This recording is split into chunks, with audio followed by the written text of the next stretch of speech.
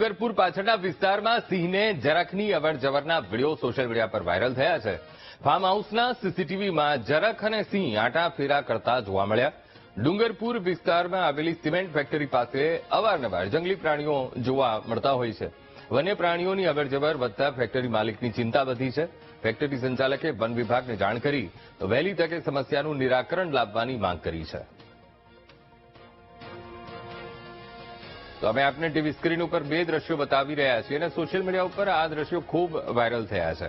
જૂનાગઢનો આ જંગલનો પાછળનો વિસ્તાર એટલે ડુંગરપુર વિસ્તાર અને જ્યાં એક ફેક્ટરી આવેલી છે ને આ ફેક્ટરીના સીસીટીવીમાં સિંહ પરિવાર પણ દેખાયો હતો. એ વિડીયો સોશિયલ મીડિયા પર ખૂબ વાયરલ થયો હતો અને બીજા દ્રશ્યોમાં જરાખ ત્યાંથી નીકળી રહ્યું હોય તેવા દ્રશ્ય પણ એ સીસીટીવીમાં કેદ થયા છે. જૂનાગઢના જે જંગલ વિસ્તારો છે તેની એક નજીક જ ડુંગરપુર ગામ આવેલું છે. ડુંગરપુર પાસે જે સિમેન્ટ ફેક્ટરી આવેલી છે ત્યાં અનેક વખત જે જંગલી જનાવરો હોય છે તેના વિડીયો સોશિયલ મીડિયામાં વાયરલ થતા હોય છે. ત્યારે હાલ એક વિડીયો વાયરલ થયો છે. જે ફેક્ટરી છે તેની જે સીસીટીવી કેમેરા છે તેમાં એક જરાખ નામનું જે પ્રાણી છે એ સોશિયલ મીડિયામાં જે આ વિડીયો વાયરલ થયો છે. જે ફેક્ટરીના જે કર્મચારી છે આપણી સાથે વાત કરવાનો પ્રયત્ન કરશું.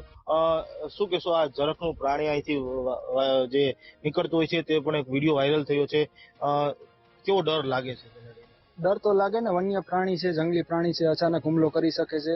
અવારનવાર નીકળતું હોય છે પણ હમણાં છેલ્લે 2-3 દિવસ પહેલા સીસીટીવી ફૂટેજમાં અમારા આવી ગયેલ છે. એ માટે અમે વન્ય વિભાગને અપીલ પણ કરેલ છે કે આનું કંઈક નિરાકરણ કરે, કેમ કે અચાનક રસ્તામાં પણ આવી જાય છે. 8 વાગે નોકરીનો ટાઈમ છે, છૂટવાના કારણે અચાનક રસ્તામાં આવી જતા હુમલો કરી શકે છે. અનેક વખત અહીંયા સિંહોના પણ આટાફેરા હોય છે, ત્યારે જરાખ ક્યારે તમને છેલ્લે જોવા મળ્યું છે? છેલ્લા 3 દિવસ પહેલા જોવા મળેલ છે. 3-4 દિવસ પહેલા ઉપર 2 દિવસ અહીંયા આવેલ છે.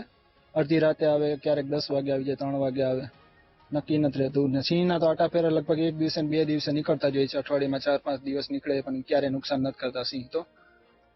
તો વહેલી તકે આ જરાખને પકડવામાં આવે તેવી પણ જે કર્મચારીઓ છે તે માંગ કરી રહ્યા છે.